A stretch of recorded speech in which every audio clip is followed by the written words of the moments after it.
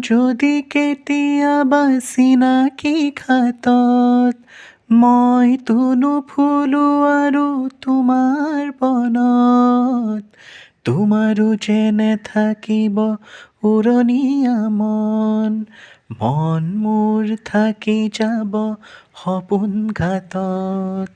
এতিয়া যোৱাগৈ আপোন ঘৰলৈ, দূৰলৈ দূৰলৈ দূৰলৈ।